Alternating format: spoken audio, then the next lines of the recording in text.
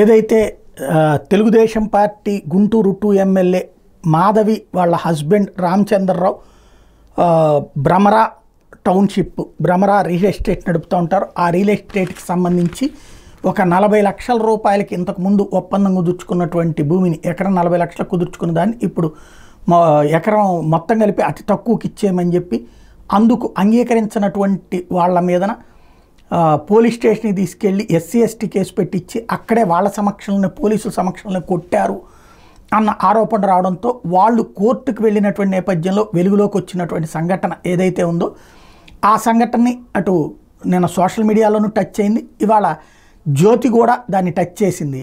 అయితే అటు వీళ్ళు కూడా టచ్ చేశారు, సాక్షి వాళ్ళు కూడా. అయితే ఇందులో ఈనాడు కోణం ఏంటయ్యా అంటే ఆయన తప్పేమీ లేదు అన్నటువంటి కోణాన్ని ప్రొజెక్ట్ చేసుకొచ్చారు. గల్లా రామచంద్రరావుకు స్థల వివాదంతో ఏమాత్రం సంబంధం లేదని స్థల యజమాని చల్లా రమేష్ తెలిపారు. గుంటూరులో మంగళవారం ఆయన మీడియాతో మాట్లాడారు. పీసపాడుకు చెందిన కమ్మా వెంకట్రావు వడ్డీ వ్యాపారి. ఆయన దగ్గర 2021లో 11 లక్షలు, 2022లో 19 లక్షలు, 2000 రూపాయలు వడ్డీకి తీసుకుని హామీగా 4 ఎకరాలు ఓసారి, 3 ఎకరాలు మరోసారి తనఖా రిజిస్ట్రేషన్ చేశా.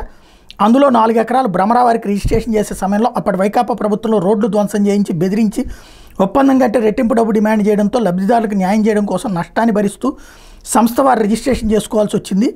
మిగిలిన అప్పుకు సంబంధించి ప్రతి నెలా తాను వడ్డీ చెల్లిస్తున్న 2023లో మిగిలిన స్థలం విక్రయానికి ఏర్పాటు చేసుకుంటే తనకు 10 రూపాయలు వడ్డీ చెల్లిస్తేనే రిజిస్ట్రేషన్ చేస్తానని వెంకట్రావు బెదిరించారు.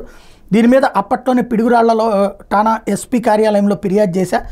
రామచంద్రరావు భార్య మాధవి గుంటూరు పశ్చిమ ఎమ్మెల్యేగా విజయం సాధించిన నేపథ్యంలో వారి పేరు ప్రతిష్టలు దిగజార్చేందుకే అసత్య ఆరోపణ చేస్తూ రాజకీయంగా ఇబ్బంది పెట్టాలని చూస్తున్నారు. వాళ్ళని బెదిరించి 3 ఎకరాలకు అదనంగా డబ్బు డిమాండ్ చేస్తున్నారు. వెంకట్రావుకు మొదటి నుంచి బ్లాక్మెయిల్ చేయడం అలవాటు. ఈ వివాదం తనకు వెంకట్రావుకి మధ్యనే తప్ప గల్లా రామచంద్రరావు పాత్ర ఎక్కడా లేదు అని రమేష్ స్పష్టం చేశారు. ఎవరైతే ఈ స్థల యజమాని స్పష్టం చేశారనమాట.